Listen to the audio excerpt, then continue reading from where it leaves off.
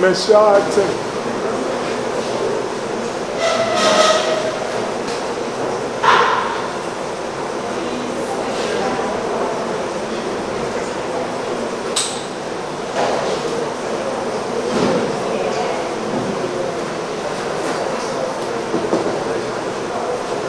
Hi.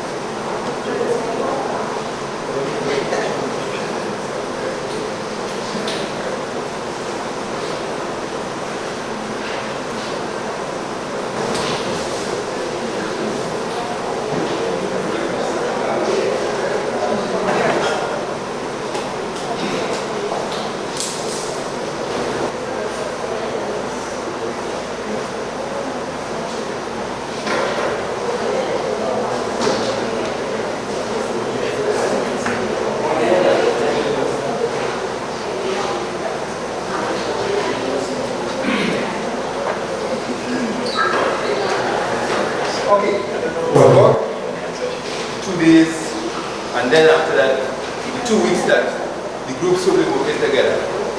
But first I want you to meet somebody from another district. So what you're going to do is pair yourself with somebody first who you don't know. So it means everybody from this area here must not pair themselves with somebody from this area supposed to be Victoria. Pair yourself from somebody from St. Patrick, pair yourself with somebody from another area. Or somebody you didn't see. We have put the details down now. We'll collect them at the end. Yeah. Rest them on a chair, get up and meet somebody who you didn't talk to. Quickly, as soon as you meet the person, then signal to me when you meet everybody, okay. Now you have 2 minutes, 1 minute for you to talk to the person, and the next minute for the other person to talk to you. So that will be the person who is going to introduce this first icebreaker. So you have 2 minutes to do that, starting now.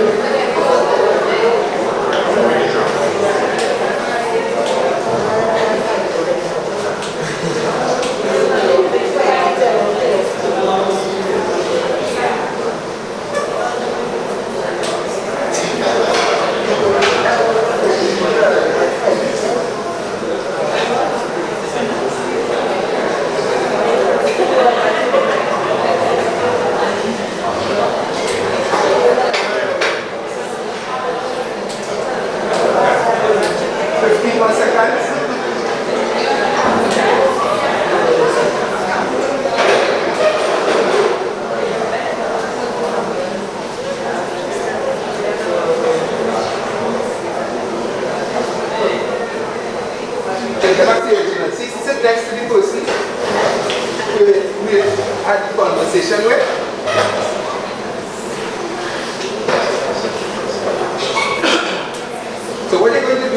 very quickly you want to introduce the person that you met. Don't say everything they told you. Because you only have a few seconds to do. So don't say everything you know, the mother, the father, the boyfriend. Right. So starting with a couple at the back. And then we proceed. I'm not going to tell anybody to start. Just two more things. I'm saying a lot of things and I want you to be remember these things. After today,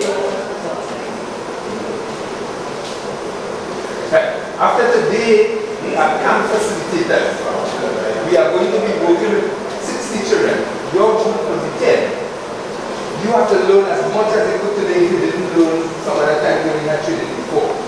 Learn as much as you could. We want to get the children attending the camp to have the best experience. The best experience will come because you have knowledge and you have skills that you're going to impart to them. So, what you're going to do now is manage. You are the people in charge. You are going to be managing the camp along with while you use. So, I'm saying now, once I say the first couple, then the next couple and the next couple and the next couple. I am not going to point the finger and say you because we passed that stage now. We are adult learning. This is not no school, this is not sixth form, we're in a class, in adult learning. So there are things you are expected to take responsibility for. Alright, so we started. Couple at the back.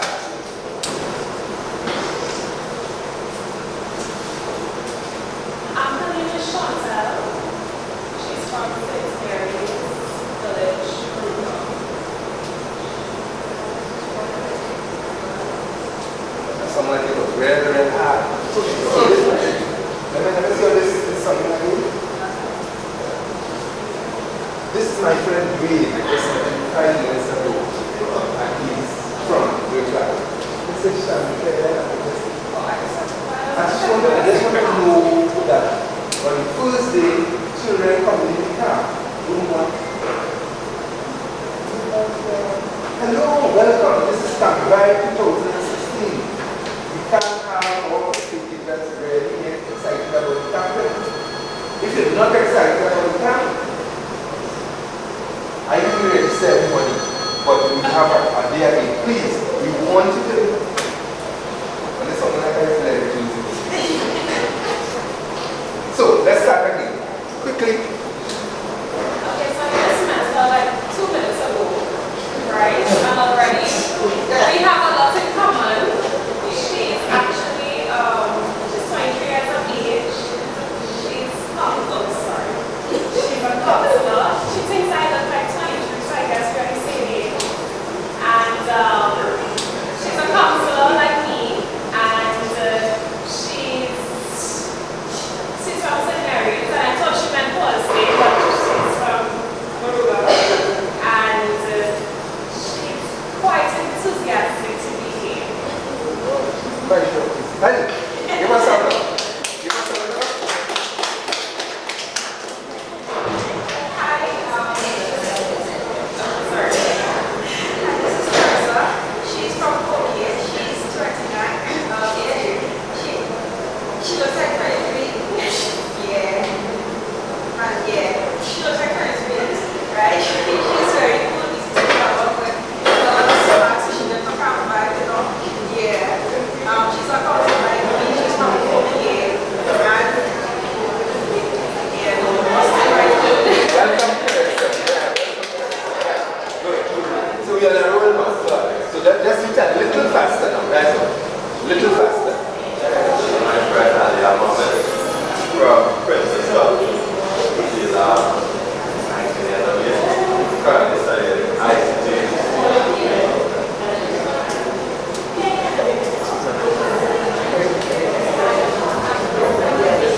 So what?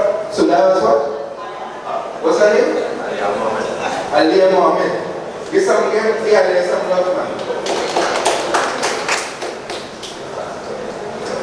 This is Kian. He's turning 19 from Library. He recently From Library? He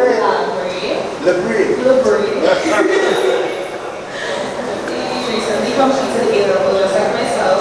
and he seems a lot of fun. And he has swag and thing for a young man. Look at him.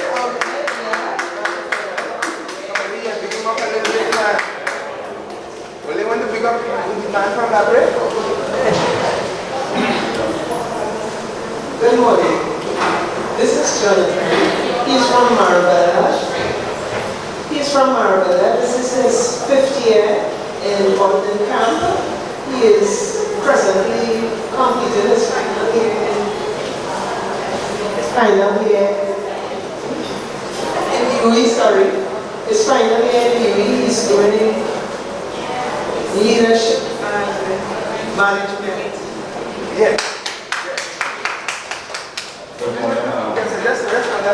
Let's see how they appreciate these people.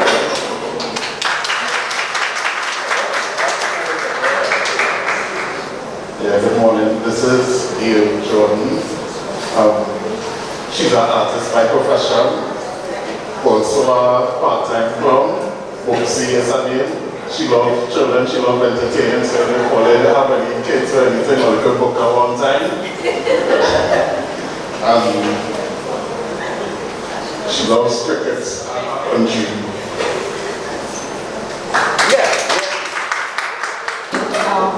This is Ren.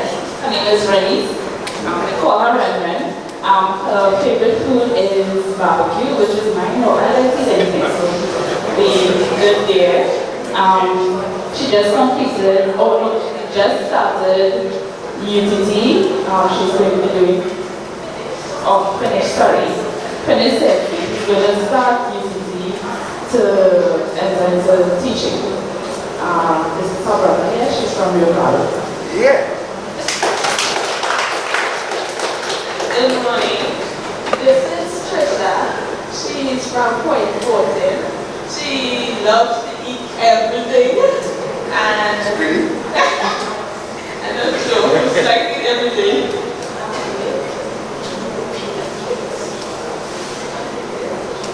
And she just completed social work. Good.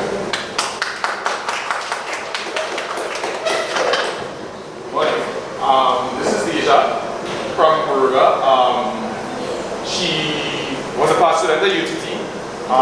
She completed a BSc in sports. She loved netball. This is my friend from Rio Grande. He's pursuing his bachelor's degree in ocean at Superior College. And it's straight up going the same secondary school, just going on Milton. And this is the first time we're talking. Nice. Hi, good morning. Well, I need two persons for now 5 minutes. This is Amelia and this is Shakil. Shakil from Palaseco, Amelia is from Saparia. So she like music, she like children, so she love curry, she love football. So you like old talking, the children, rapping, all sorts of things. So rapping and music, right? rapping and music. Good, good. Good morning. This is Aki. And he is from Maruga, St. Mary's. He is an EJ and he also wells. He's a welder. He likes music. This is Shakil. Shakil is annoying. That's my friend, so I can say that. He likes music, he just sings soca music. He's an awesome performer. And he likes to talk, make jokes and all of that.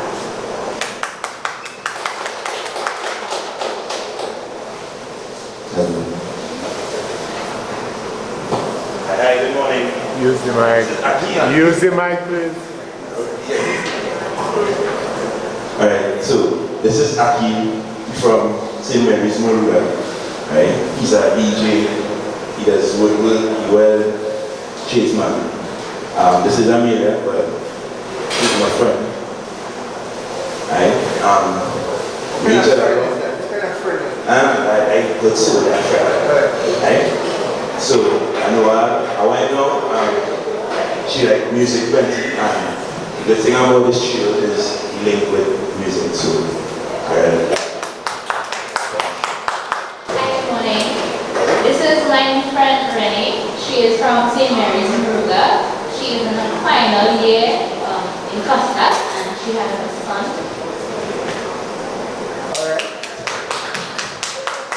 This is Angelina. She's from Penal. She's studying marketing at USC and she's 22 years of age.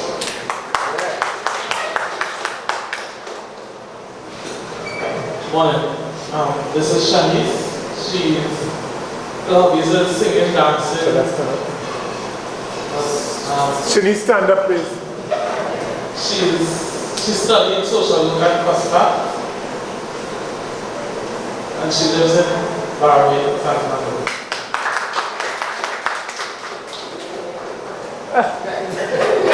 So you sure you right. Morning everyone. This is Kenyon. He is from Point Fortin and he goes to GEC pursuing boat engineering. So that's very good. I find that very interesting. His hobbies are football and he likes to play video games. Hi, good morning everyone. This is my babe, the one who's yes. He is spoiled because he's the oldest boy of 5 girls from Moruga. He loves football. He's a facilitator. He goes to the primary schools in Moruga, Moruga Baptist School and whatnot. And he loves being with children. So you can consider David to show that. Hi, good morning. This is my friend, the female with the boy name. I'm going to her. She's very polite. She looked in there, she asked for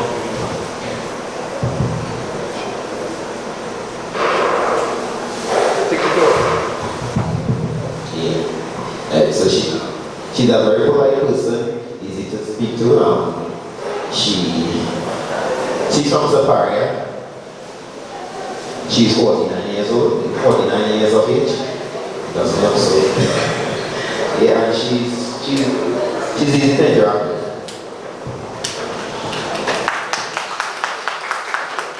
Actually, it's simple that on the first day you will have an opportunity to make sure that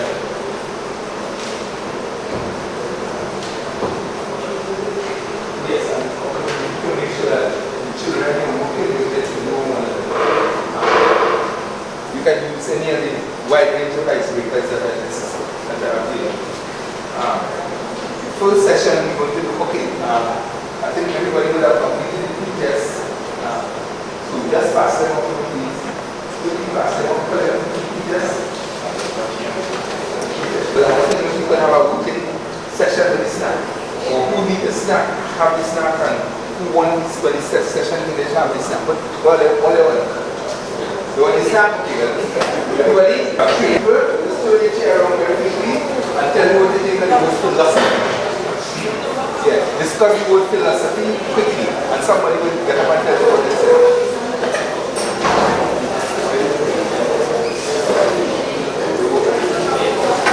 Okay, remember when we talk in camp, we're talking about,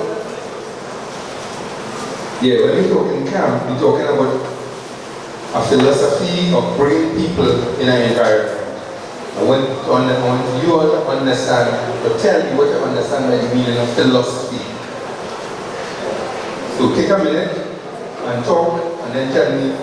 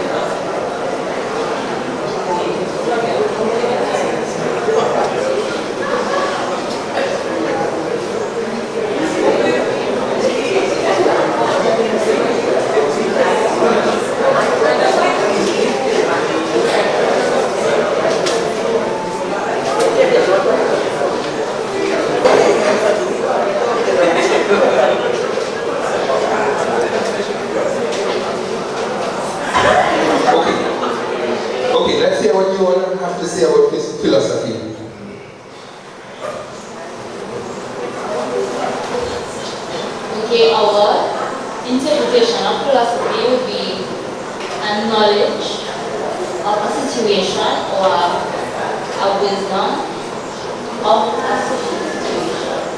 Right. I'm listening to I'm flip chart board, but don't worry. Knowledge, wisdom, good. District. Sorry. Yes, our discussion involved philosophy as it pertains to camp is the way we would conduct the camp and the rules and implement the things that necessary to keep the camp going, you know, everything. As in guidelines you would use to facilitate the campus, yeah. Good, but that has to do with the rules. That more has to do with programming. Philosophy is a little different. You know what? Come here, we have our interpretation of philosophy is basically a school of thought or way of thinking, which guides and dictates a person's action and how to live. Excellent. You go to this program. Come here.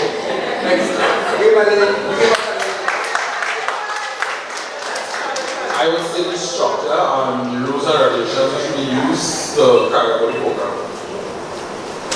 Right, because you work in a camp and you work in a camp, you all see actual operations. So let me hear. So one more group. Let me hear you. Now they're ready to go? Yeah. Mr. Feel or you're doing something. Attitude, an opinion, attitude. Okay, we can take that. Let me hear. First and second, right? You look like this. Yeah, man.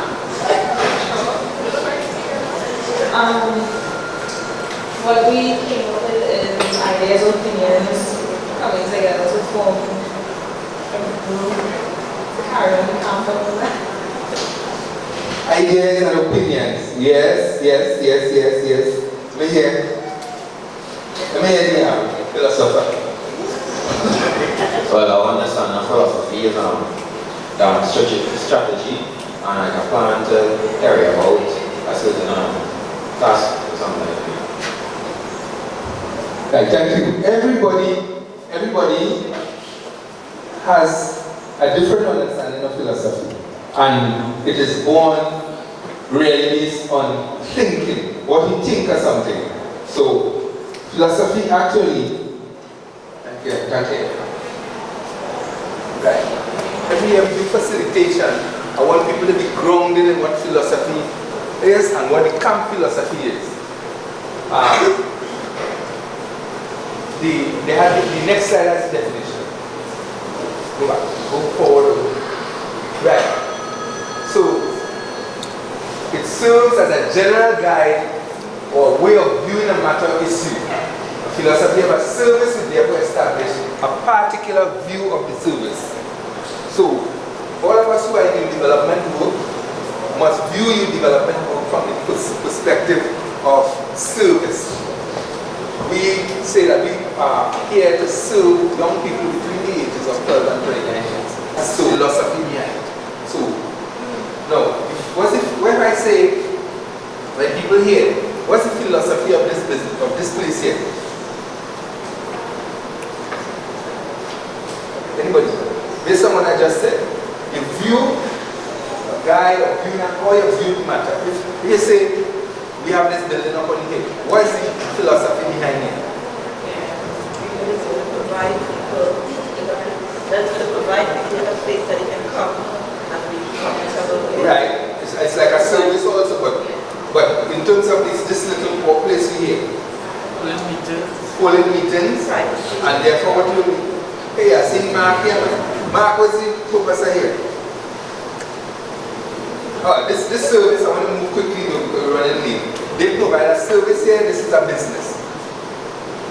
They rent here. So their philosophy is we're going to make money by having this little this little hall in San Fernando Hill.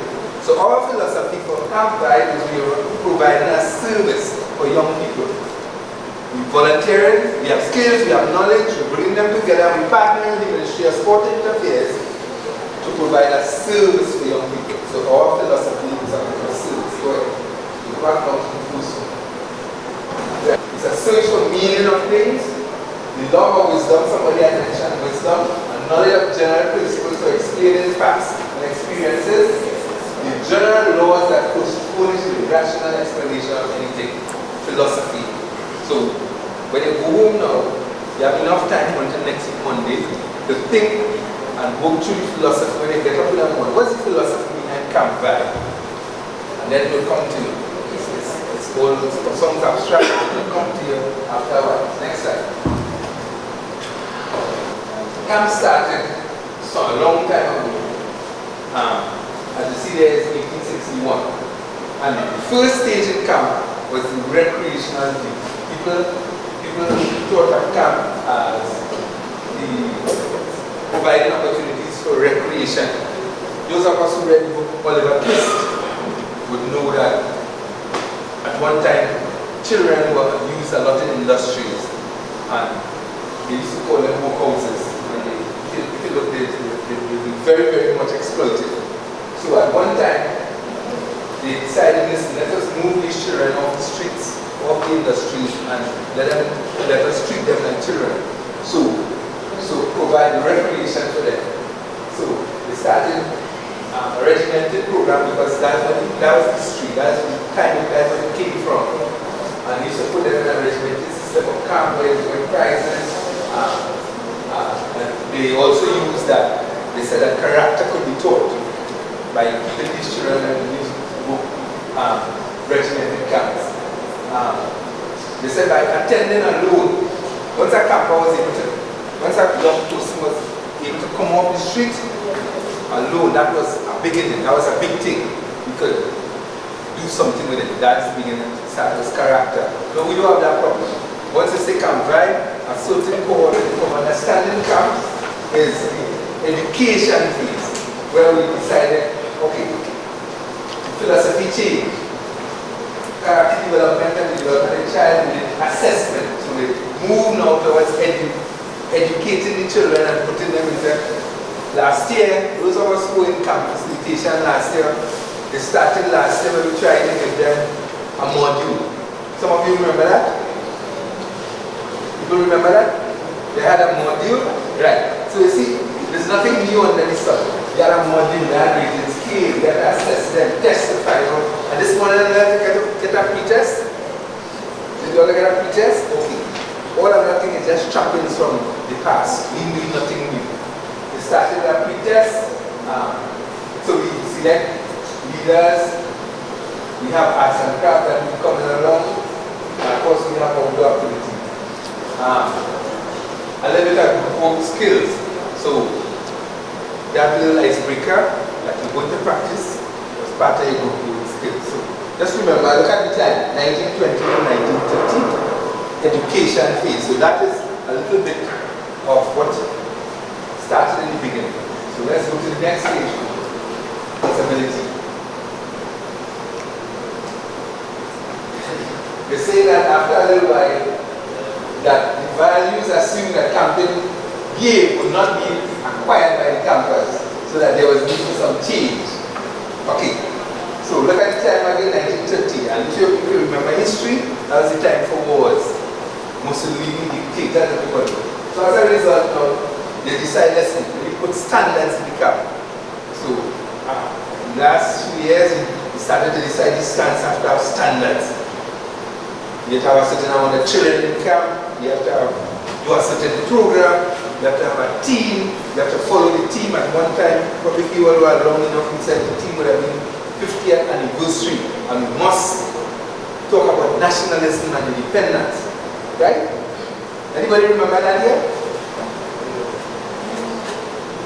That's just 2 years ago. The year we did nationalism 50th anniversary celebrations. Were they weren't around? Well, they can't remember 50th anniversary. What was the team at the camp? They set out flags and all kind of pins and badges for some of the camp. Hello, is that all? Come on. 4 years ago, right? So 4 years ago, we started it again. But remember, that is something that came from the past. They decided when the wars were going on, we had to teach them campus about democracy. We had to teach them about being independent, self-control, self-reliant. The needs of the child. Of course, we had started some child camps. But more importantly, the Hollis democratic principles is a theme that is going all through the years. We always try to sustain democratic principles. And that is one of the things that is one of the bastions of camp right over the years. So, remember these 3 phases we going first was recreation phase, then we move to the education phase, and then we come to the social orientation and responsibility phase. Next one. Then we move to centralization, to decentralization. Well, actually, we were decentralized before, then we centralized for last year because they did everything for us. They chose all the facilitators. They had to send all their resumes and everything in Port of Spain, and they decided who they wanted to hire. They had to have a degree, and they had to get a police record, centralized. So we decided this year that we want to decentralize again. So you were actually working with the YDOs. Some of people came from before who had experience and they reapplied, but that's why we're here. Well, we spoke about democratic before. We want to ensure in terms of democratic principles that when you choose the community project as you'll hear later and tomorrow, and of course when you choose the field trips, some of the activities you'll do is to ensure that young people have a say in where you go and what you do in those 2 areas. So democracy is one of the things we try to maintain in Camp.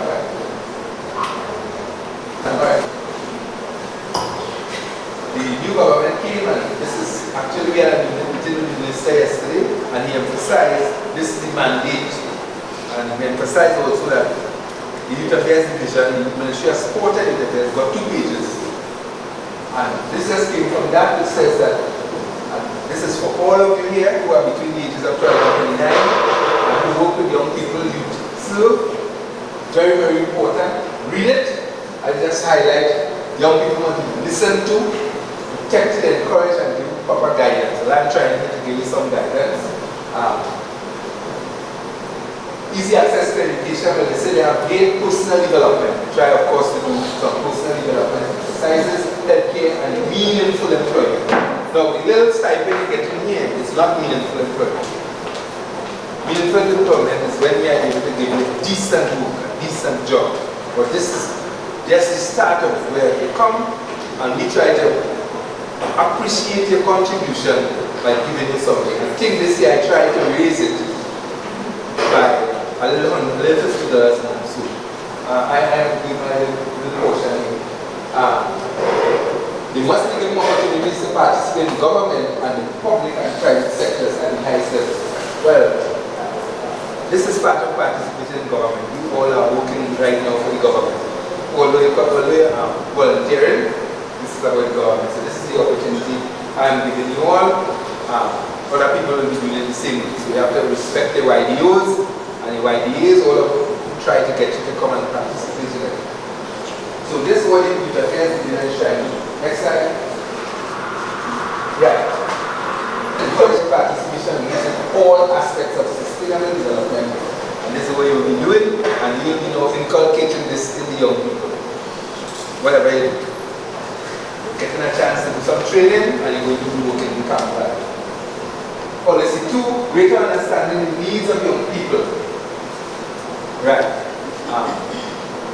When you're doing a session, you will figure out what are the needs of the young people. Do they need to go to San Fernando Hill, or they need to go to Mayaro, or they need to bathe, they need to know to swim, they need education needs. When we do forums, and some of the discussions there, we will understand some of the needs of the people here. Third one is encourage you to become leaders in the community by exposing them to training in civic responsibility. By participating in Camp Pride, you have started doing that. You have become conscious of what's taking place in young people in your communities, so that's what that is about.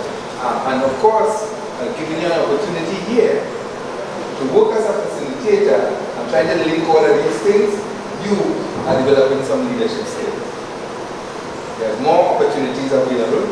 Just contact the development officers, and if you're interested in doing projects, the recession won't hold for long. That's what we told them already. You should be ready and willing to do more projects in your communities.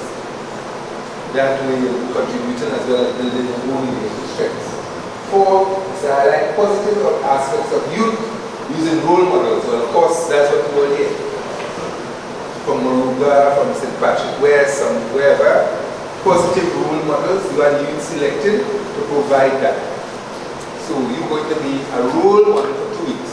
You're a role model all your life, but you're going to be the camera is going to be zeroing on you in the next 2 weeks. So if you have bad habits, smoking cigarette and going in wrong shops and things for the next 2 weeks, please refrain from it, because you don't want children to be saying that I saw Dwayne when you wrong shop and he's supposed to be a camp facilitator.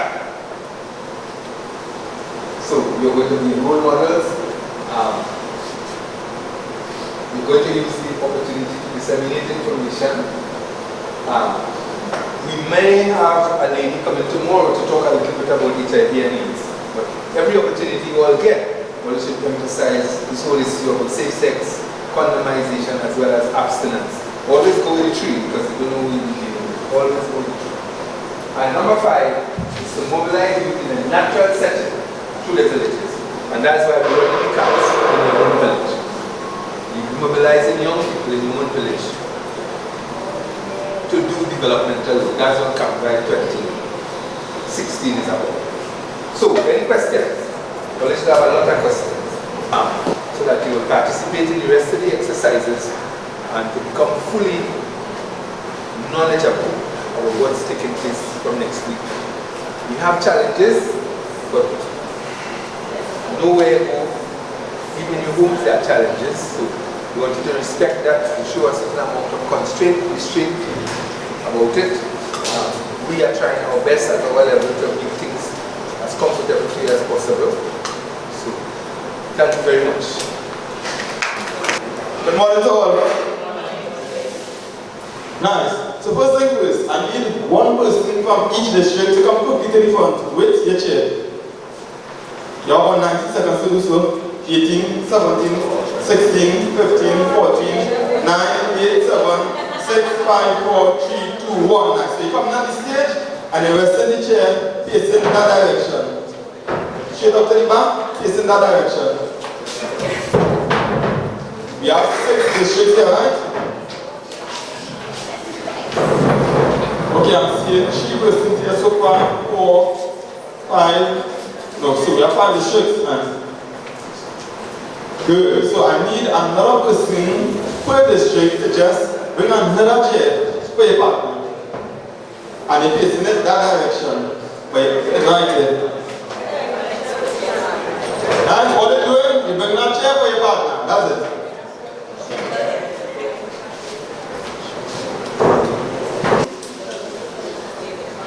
Take 2 plates, one on that chair, one on this chair, pass it down.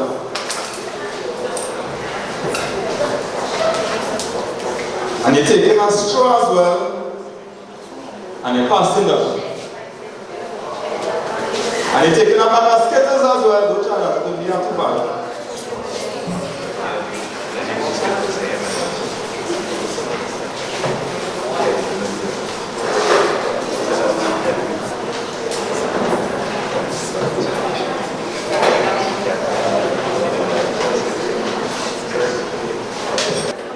The M&M's from one plate to the next by doing this.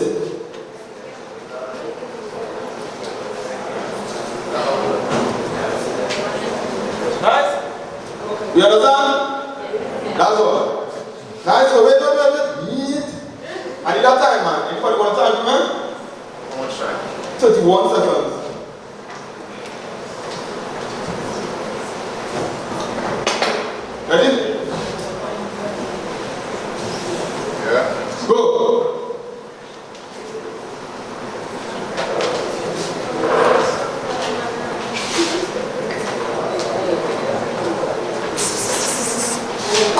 Cooper, Miss Cooper. I ain't hear nobody cheering the team. I ain't hear nobody giving a little encouragement. Hey. Who Cherise? Who Cherise? Cherise!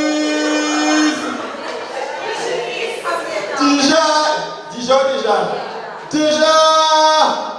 And what? Deja again, and what? We have Michael and what? We asking who else be there, boy? Time! I taken one common boy here because I see when he put in the last one. And I see when I step in that body can take it cheap on you. Don't get that, no. Time up. No, count. I need somebody to come and compliment. Very nice. Crystal, let's welcome Crystal. Come on.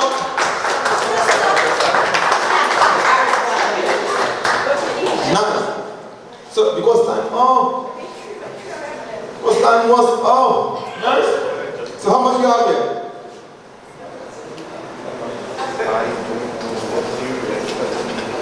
Alright, so we have 13% Patrick West.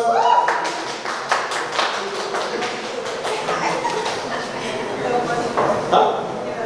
For what register? We have 11 for Victoria East. 7 for Navivamiao.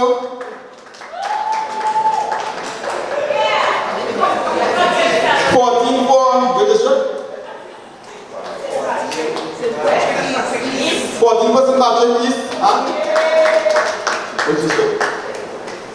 And 13 for the Victoria West.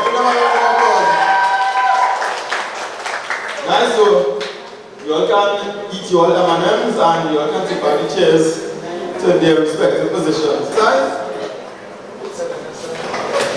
Anybody with me? What was the purpose of this exercise? And then here as well. Speed, what else? Concentration. But what's the purpose of it?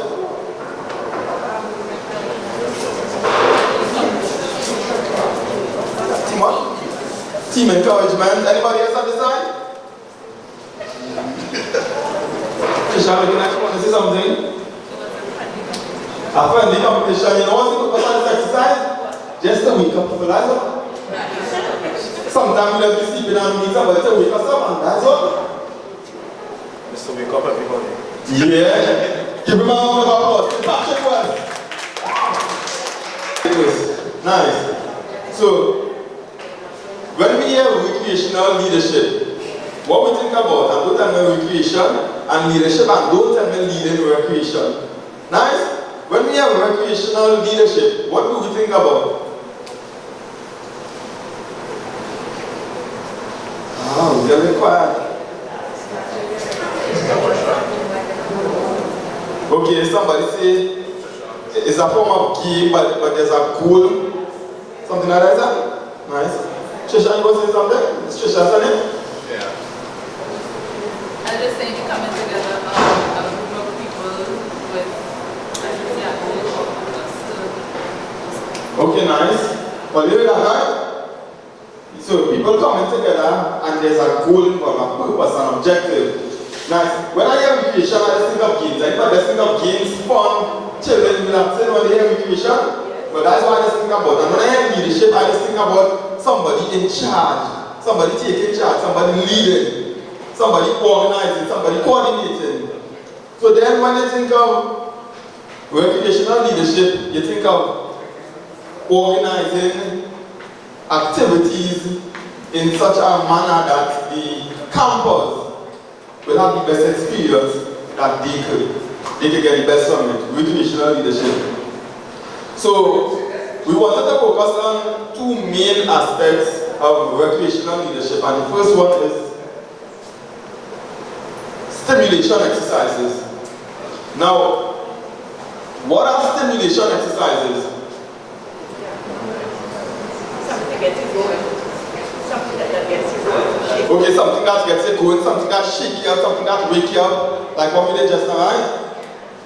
But sometimes it's more than just to shake your body. Sometimes it can stimulate your mind, it can stimulate your body physically and that kind of thing, right? Nice. So we don't get anybody else? Nice. But why?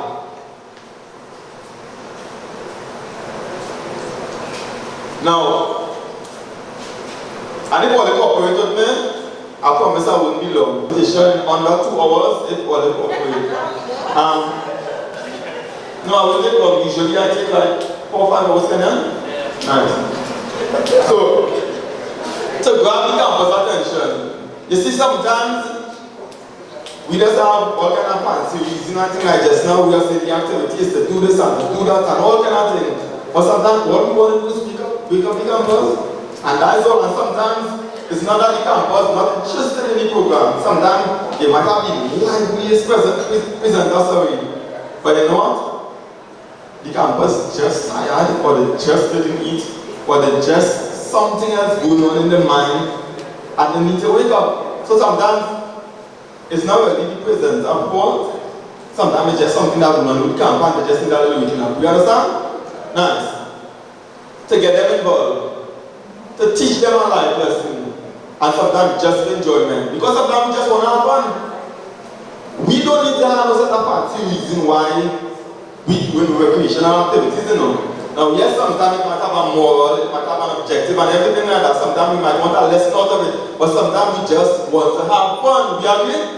Who likes to have fun here? Nice, that's what we're talking about. Nice. So we also have why team building exercises. And this is the part that we were discussing earlier.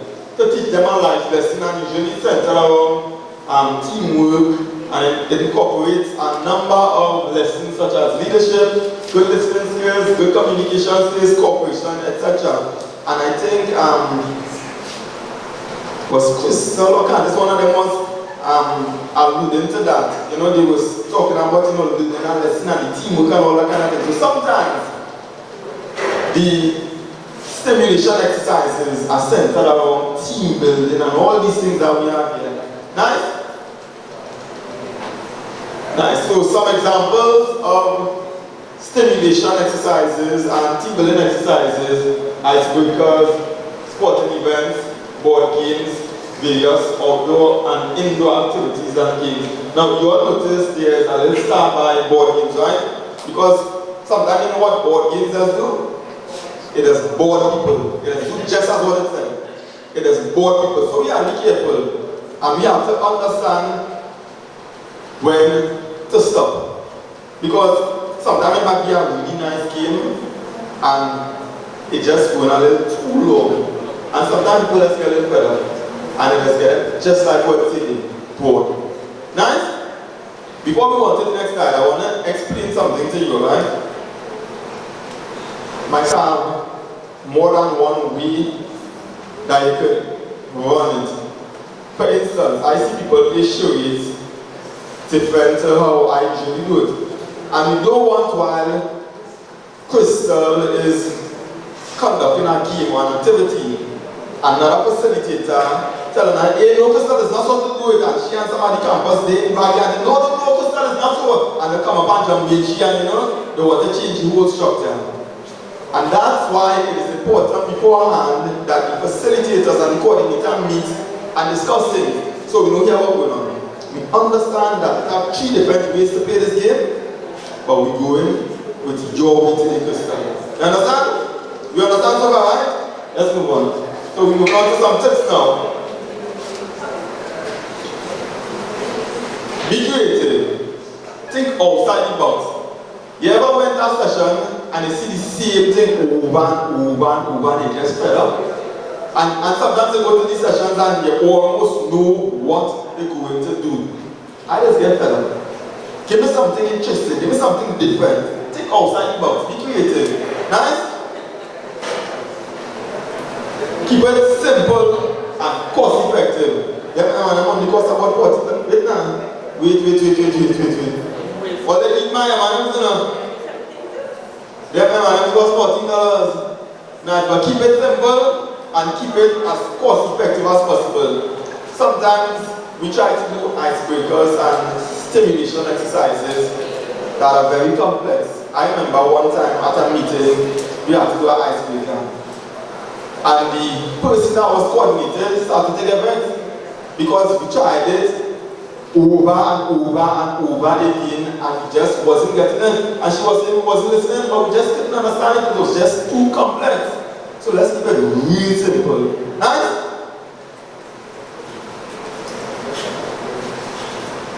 Keep it short, sweet, fun, and interactive. And we don't have to explain that, right? Let's move on.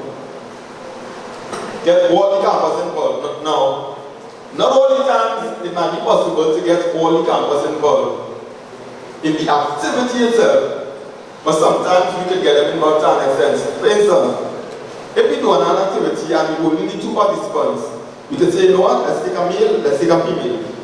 And we have all the females on one side, cheering for the girl, all the males on one side, cheering for the young man, and get them to participate. Nice?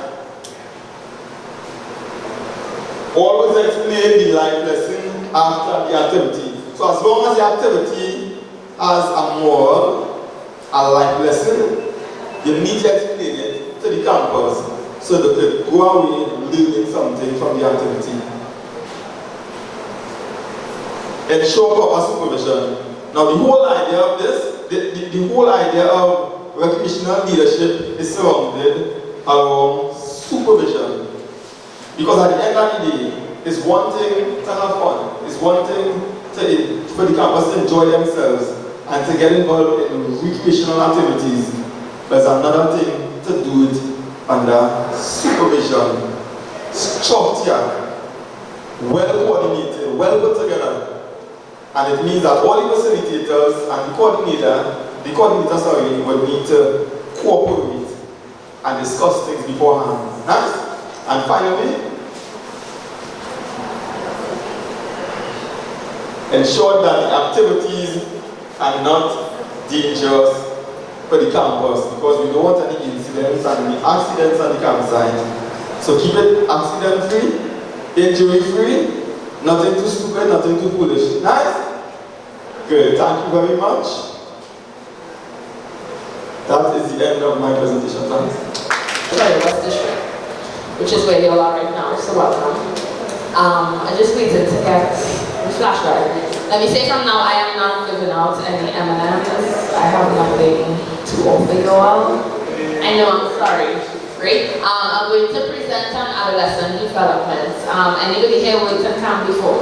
By a show of hands. Right. Anybody here works with young people or ever worked with young people before? Show of hands. Anybody here was a teenager at one point in time or an adolescent? Show of hands. Okay, so most of this you all know already, right? You're just gonna formalize it a little bit, right? As soon as my lovely assistant noticed the malice on my face as I said lovely assistant.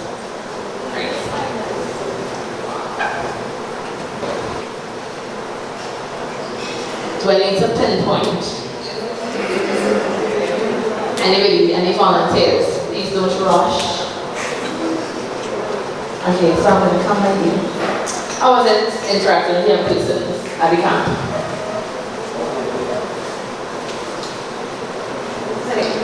You know, most people don't want to know because it's the kind of personality to meet anywhere just in true and form. Okay. And you are a young person yourself, so it was easy for you to relate to the campus. Anybody on this side worked at camp before? Okay, so how was it for you in terms of interacting with the campus? It was interesting. It was a learning experience to learning different, personalities of children, particular different age, and it was interesting. And the respect was good. Okay, Victoria West. Anybody here worked in camp before? How was it for you, that girl? Well, like everybody else said, it was interesting to deal with the mood swings with children. That was something new, and the energy levels. Some of them were very high, some were very low. So you have to know to be able to reach out to different types. Okay, great. And just one more person from in front here. Just because I find out they're all quiet. Oh, this is Victoria, you see? Okay, so I know Kiwan is not quiet. I know Onika is not quiet. Okay, good. Right. Okay, I think working with children so far, it could be challenging because they have to adapt to different cultures. They come from different backgrounds. So I guess understanding that and just finding ways to apply your knowledge. So it's challenging. Right. So basically, working with adolescents, because there is a difference between children and adolescents, working with adolescents is like working with people. However, adolescents are in a stage of transition, and with that transitioning, there are certain issues that accompany that. Right? So everybody should know what an adolescent is. Anybody between the age of 11 and 19, it's a developmental stage characterized by physical changes as well as emotional changes. Now I don't want to be reading from this slide too much, and this one that's kind of boring. So we'll have a little discussion. So physical changes, anybody knows about that? We should have all gone through that. If you haven't, something is wrong. Alright, so in terms of physical changes, their bodies are changing, going through puberty, developing. Right, so puberty begins, there's a sequence of changes. For some people, it starts a little later than others. So, especially nowadays, you might see a 11-year-old looking like a big woman. Whereas back in my day, I was 14, 15, and now starting to, you know. Just cool. Give me 1 second. So with changing physical features, there may be a challenge for the young people. Social and cultural reactions to the visible body changes. Now I know, I'm sure they see big men as suited little girls. Right. So as their bodies change, people react to that. It could be older persons who react very inappropriately, or even fellow campers. So you might have one particular camper who may be very physically developed for his or her age, and they may get a reaction from the other campers. Right? Concerns about obesity, reactions to menstruation, and increasing height and muscle mass. There are also hormonal changes which contribute, and I know Daika said dealing with the moodiness of the campus is an issue for you. I hope it's not this year. Right? So right, so the hormonal changes can lead to moodiness, sexual urges, increased sexual attention and conflict. Right, sexual development. Right, so part of the physical changes is the development of primary sex characteristics, which are the sexual organs, and then secondary characteristics, which are the effects of the hormone changes, the physical effects of the hormonal changes. So this may be body odor, intense body odor. We know that's I shouldn't say issue with young people, but you're going to be working with 60 or so adolescents. So you might get that, right? It's not to make that award, you have to be smelling green, so please don't do anybody child that, it's not nice, right? I wasn't finished. Okay, right, so odor, acne, breast development, hair in places that didn't have hair before, voice changes. Right, so some of the challenges associated with that, I can't see properly. So adolescents are risk takers by nature, right? We did a training, I can't remember which told us that part of their brains aren't as fully developed, the part that's associated with risk taking. So that's why during adolescence, the frontal cortex, thank you, Victoria, you need to show, right? So that part of their brain is not fully developed. So you find during adolescence, they tend to take more risks. So adolescents are risk takers, and as such are more likely to engage in high-risk behaviors and sexual relationships. Exposure to STDs and pregnancy, challenges with sexual orientation, disclosure and concerns about labeling, bullying, gay, lesbian, etc. Now, as I said, you're going to be working with 60 or so young persons who are in this stage of development. So we need to be kind of vigilant. We need to manage our groups carefully, look out for things. Nobody's saying they're going to come there to have sex with each other. I don't say that, but you need to just be aware. Know that somebody must be coming to see what girls it have, who is summer, August vacation, you know, they go and whatever. So just keep these things in mind. Right, social development. Adolescents at this stage in development, they seek to have more intimate relationships with their peers. As less time is spent with family, peers become important during this time. They begin to establish their identity. They begin to reason in adult terms about moral issues and values. You can just go back. Right, so friends become important at this stage, and they start to think of themselves as, okay, who am I besides just here? How do my friends see me? I wonder what that boy think about me. I wonder if he finds us look good. So these are what think about, and they begin to reason in adult terms about moral issues and values.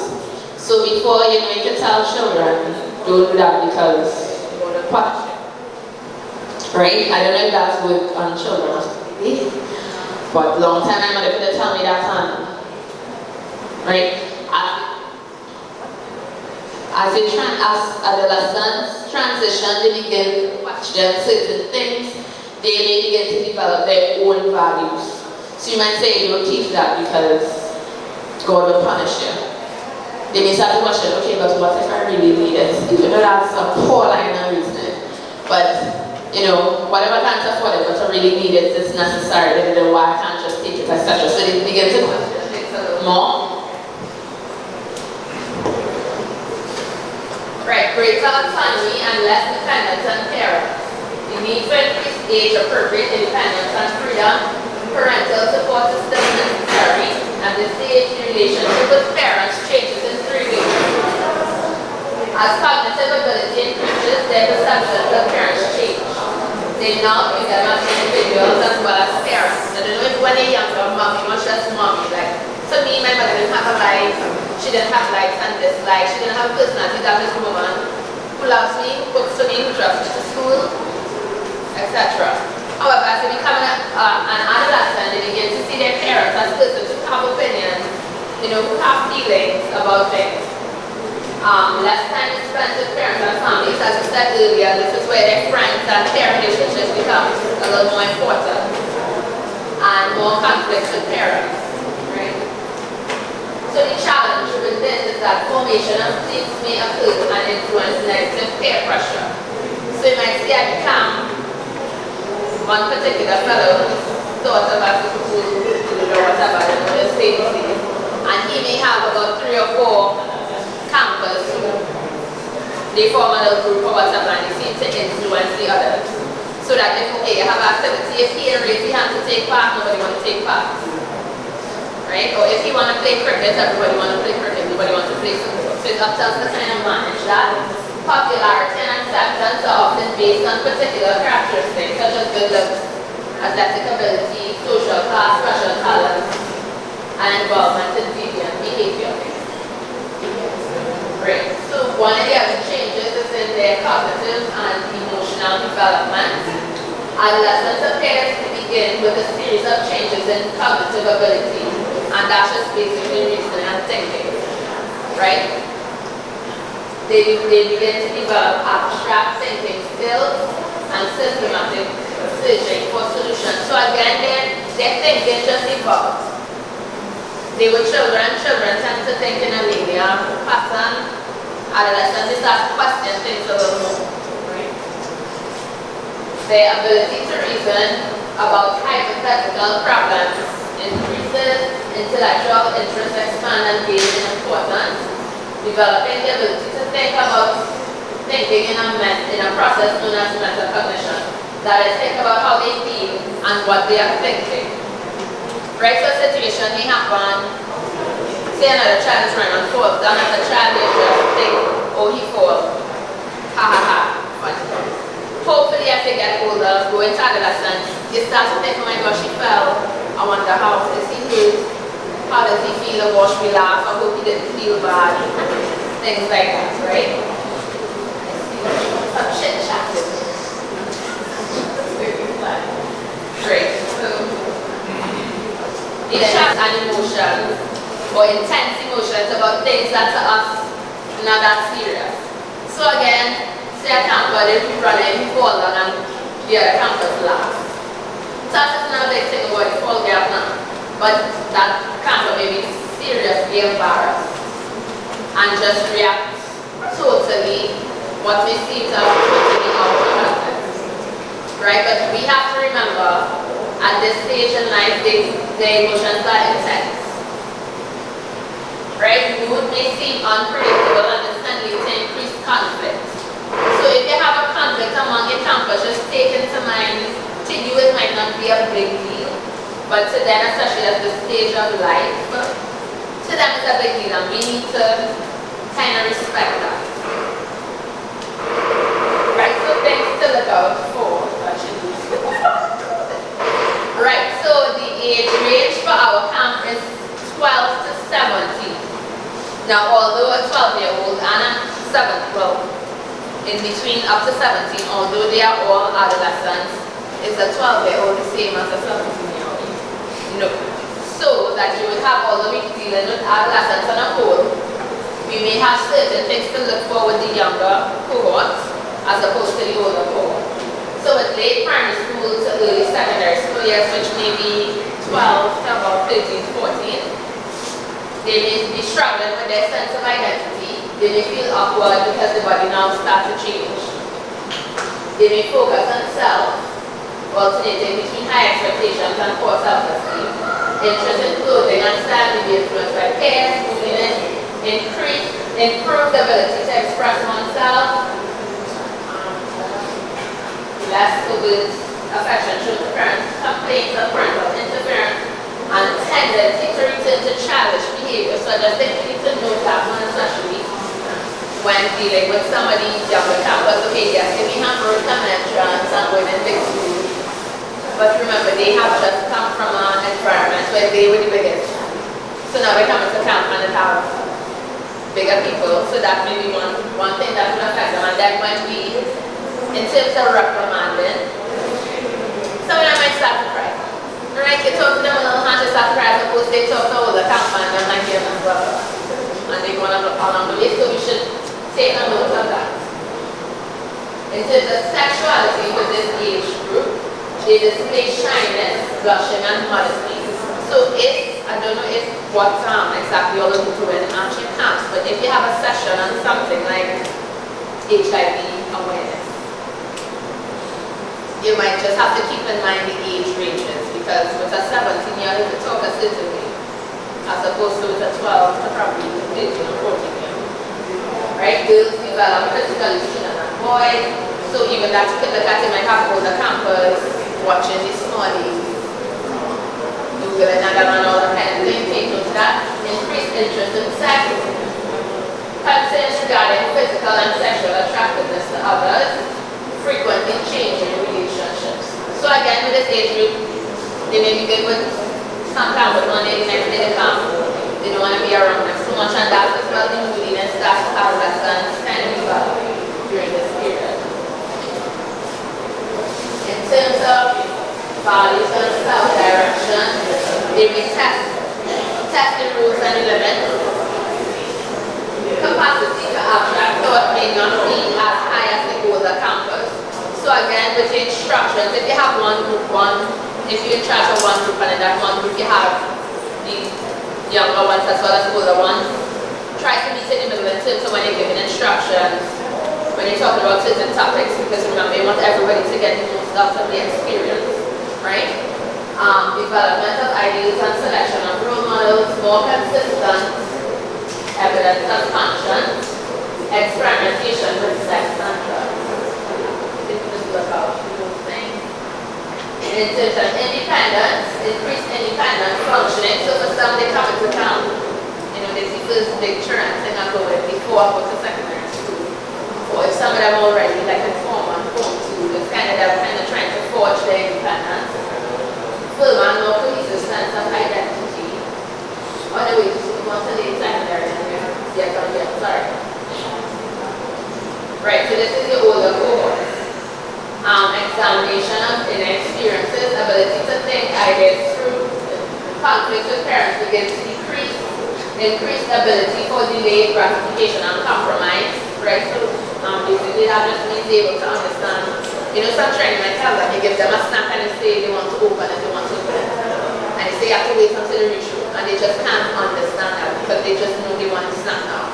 Of course, over the trend, they can understand, you know what, if I sit down, they eat it, it's the same feeling I'm going to get, so I can wait until I reach you. Increased emotional stability, I mean, and that should be, as in my emotional stability, you know, still mad, right?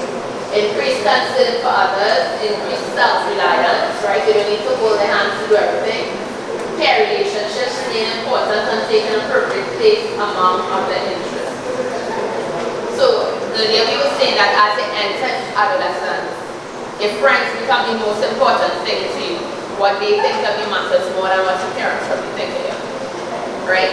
But as they get older, remember this is the secondary school years and beyond, so we're looking at 16 plus. Pair relationships, your friends still important, but you realize, listen, they are not the end all and their opinion of me or what they think is not the end all and they may develop other interests as well. In terms of sexuality, feelings of love and passion, so it moves from just being what's experienced, what sex is, to I really like this person and do you want to have sex with them, right? Development of more serious relationships, firmer sense of sexual identity, and increased capacity for tender and sensual love. Now remember, this is just theory here, you may not. And I'm not saying this is what you'll have to deal with at campus. It's important to know. In terms of morals, values, and self-direction, with this age group, you have greater capacity for goal setting, interest in moral reasoning, capacity to use insight, increased emphasis on personal dignity and self-esteem. Social and cultural traditions regain some of their previous importance. So again, they open away from being so wrapped up in yourself and your friends, and you start to kind of turn back to the outer world. Right. Risk-taking. All teens take risks as a normal part of growing up. It is a tool to define and develop an identity. Healthy risk-taking is a valuable experience. Now, I know we don't want to have to call a parent to say, you know, your son tried to jump off the E-block, you need to come back and keep raising legs or whatever. That kind of risk is definitely unknown, right? We are responsible for the physical well-being of these children, these campers when they are in our charge. However, healthy risk-taking can be an invaluable experience. So if you tell them, hey, do 2 laps around the field and once they miss, I want to do 3, I feel like to do 3, that's healthy. If somebody is not accustomed leading the group discussion and they say, miss, I want to lead it today, that is healthy. Right? Healthy adolescent risk-taking behaviors have a positive impact on an adolescent's development and can include participation in sports, artistic and creative abilities, running for office, etc. And what this does is when, if you take a risk and it turns out good, you feel confident. It builds your confidence a little bit, right? And builds your capacity. Unhealthy risk-taking may appear to be rebellious. This is normal for the age group, right? So we need to have a little patience with our young people. They might tell them, do one thing, somebody might say, why? What are we doing that for? It's not to get upset with them, you just need to be patient and understand what they are doing. Red flags are persistent psychological problems, trouble at school, engaging in illegal activities, and excessive unhealthy risk-taking. Now, in terms of the illegal activities, we have a clear thing on that. You have to make it, right? unhealthy risk-taking. That could just be anything that could lead to the campus detriment or the campus being killed. We don't want that. Right, so we just have some examples of healthy risk-taking as opposed to unhealthy risk-taking. You have to look at through and the text I need to read that out, everybody can see.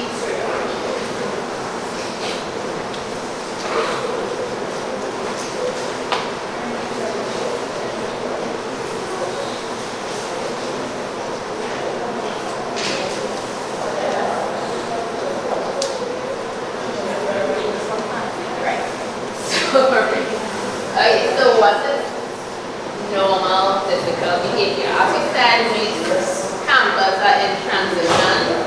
I'm not saying every child is going to be bad or moody or will get on the news, but at the same time, when this behavior comes up, we need to know how to identify it and deal with it.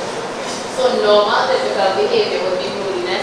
I am an adult and I am moody sometimes. So I'm going to shut up. Right, so if a camper comes and they know they're just not here for it today, as long as they're not disturbing everybody else, I mean, you can allow them to just be. Right, that's attention to parents, greatly influenced by peers, preoccupation with sex. We know that will happen because our camps are co-ed, right? Masturbation, I hope that does not happen. Very occasional experimentation with cigarettes or alcohol, extremely self-involved. Now, like I've done sessions with young students where, you're trying to get them in a discussion and nobody wants to answer because they want to shove it in front of some girl they like or find nice. So, they don't want to look like a nerd, so nobody wants to answer. Because everybody's concerned about the work, I wonder what they think of them, I wonder if it's this, that, the other. So just, we need to keep that in mind and also extremely self-conscious, right? Involvement with sleep is also very normal at that age. Cries for help would be irregular use of alcohol and drugs, sexual promiscuity, lying or stealing. Destructive or delinquent behavior, forceful behavior, persistent negative attitude, frequent temper outbursts, extreme fear of leaving home, and self-mutilation.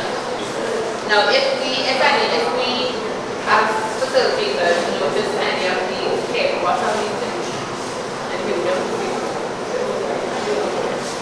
If I can't notice one of campus is like cutting or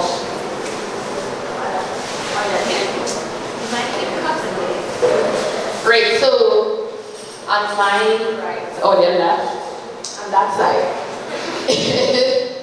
if any camper, you'll notice that a camper is destroying school property. For those of us who have our camps at school, what do we need to do?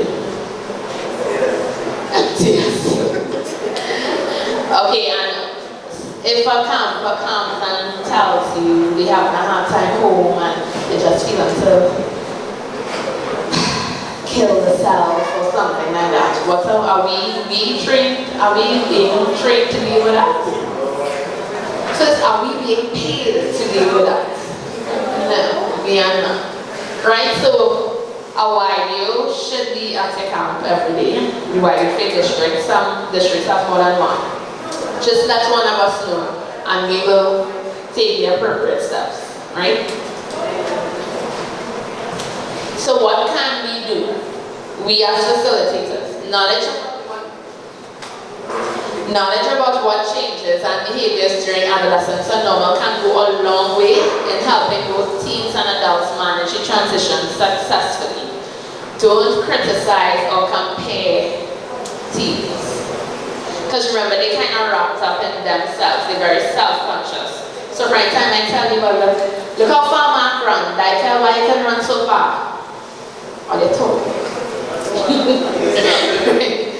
So don't do that, because that could really play on their self-esteem. Remember, they're still trying to figure out who I am. So all they will hear about themselves is, I'm not as good as Mark. Let me go kill myself. Get true. Right?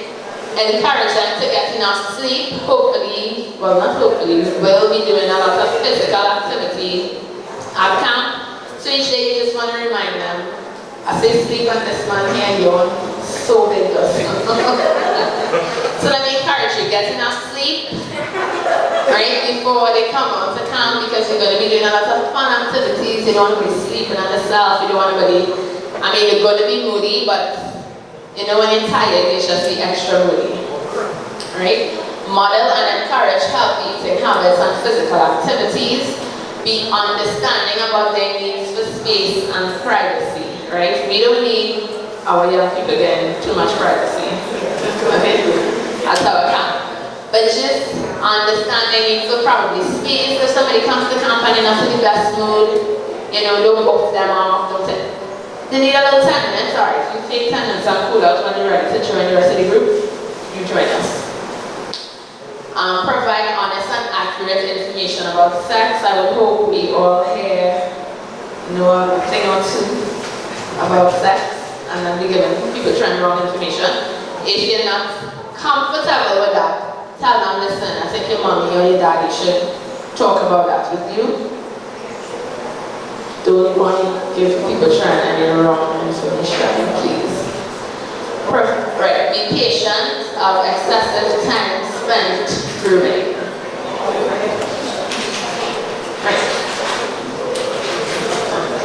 Right, so educate yourself about adolescent development. I hope that's what we're doing here this morning. You could always, when you go home, read up a little more.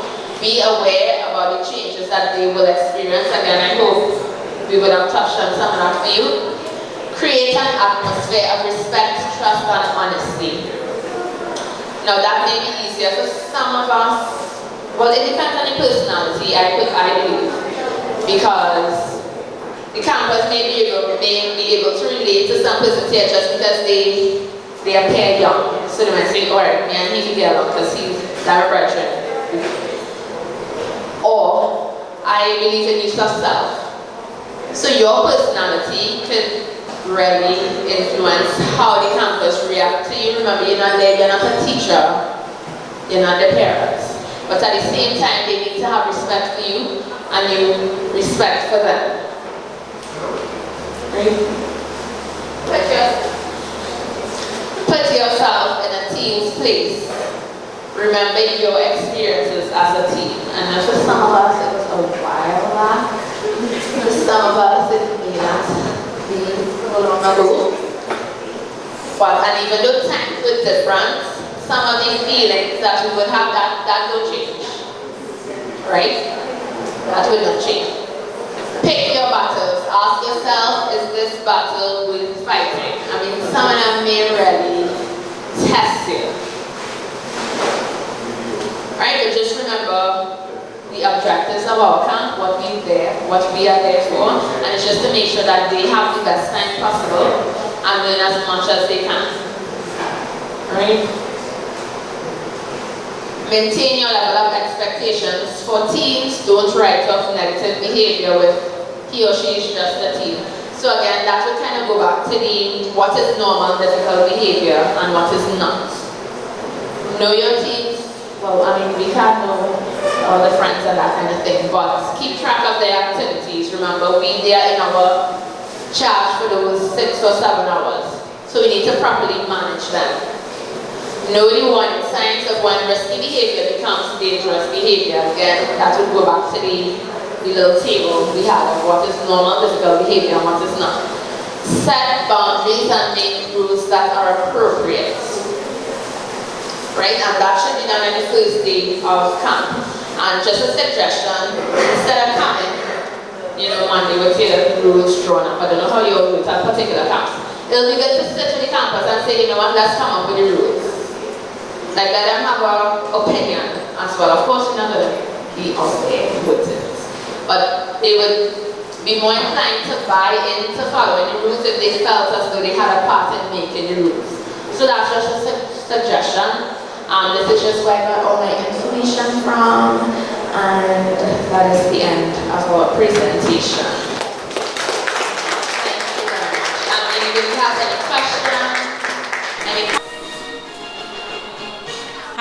morning. My name is Alicia Lara, and I am a Youth Development Officer from the Ministry of Sport and Youth Affairs representing the Nerva Mayara districts.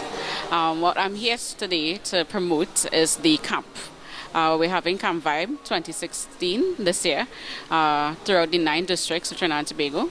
Right now we are here at the San Fernando Hill venue where we're having a camp managers training today. The Camp Vibe is being held from the 19th to the 29th of July, Monday to Friday at 6 different venues in the southern region as well as 6 different venues in the northern region. Today we are here at the camp managers training, informing, educating our camp managers or the facilitators for the period on the theme of the camp, the philosophy of the camp, exactly what the camp is to promote, which is the team building aspects, leadership aspects. We're teaching the young people based on the theme, which is resilience, recreation and recycling. That's the theme of Camp 2016 this year. We're teaching them to be resilient because we know we're in a recession, so part of being resilient, we're doing the aspects of container planting, knowing exactly how to plant and that part of resilience throughout the period. We're also teaching them about recreation, how to better use their time wisely, especially at this point in their time of their lives, where they have the July-August period, how to better use their leisure time. We're also teaching them aspects of recycling. So we have a number of community projects that we want to do with the theme of recycling. How the community projects will come about is that we are trying to get the young people to look at their communities, the different communities that they come from, and look at the best project that would help the community the best. So they would also look at the least expensive project in the community that would most benefit the community itself. Oh, definitely. The facilitators are from the local areas or communities or the districts that they come from. They are the ones within the community who know the young people, know the community. They are the ones who will be facilitating the camp.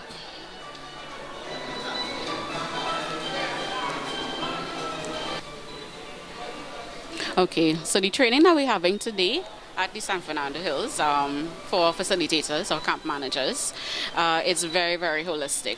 So they're, like I said before, they're getting a philosophy of the camp, the background information into exactly how the camp was started, going from recreation to present.